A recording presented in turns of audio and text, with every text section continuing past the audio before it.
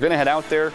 Leo, do you have any good news for them, or is it all just going to be warm out there? Oh, actually, I'm going to say be cautious. Yeah, be really cautious if you're out there. I know you're going to want to run around. Kids are going to want to have fun, but be very cautious because we do have this air quality alert in place. It's because of this fires burning north of us, so that Ferguson fire.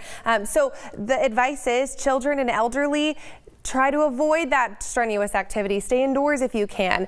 And a trick to use is if you smell smoke, stay indoors. And I want to bring that up especially because for tomorrow, our air quality it's at 115. That's unhealthy for sensitive groups. It's actually not too terrible for as bad as our air quality looks. And that's because when RAN measures this, a lot of that smoke and ash doesn't get picked up. And so our air quality actually might be worse than that. So that trick, if you can smell smoke or see ash, stay indoors. Really keep that in mind as these fires continue to burn and in the future as more fires might begin in California. So once again, this air quality warning is for all of the valleys. So we can see Fresno all the way down to Bakersfield. So all of Kern County monitoring this bad air quality. We also have a heat advisory. This is for our valley and our mountains. That means temperatures have the potential to go between 103 to 108 degrees. Today we saw that 107 degrees in Bakersfield. This ends Sunday at 9 p.m. In addition to the excessive heat warning, this one's for our desert communities. So for our deserts,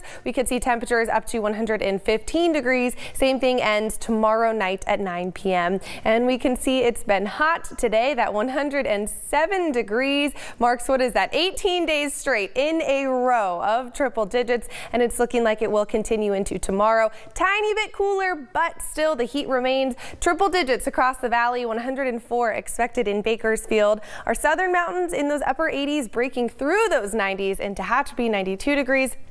And then our Kern River Valley breaking through those triple digits as well. Kernville getting up to 102, which we did break through today as well. Our desert communities, look at that heat, 110 degrees expected in Ridgecrest. Once again, we're monitoring that excessive heat warning for our desert communities. As we take a look ahead, we see triple digits sticking around really for the next week, August 1st on Wednesday.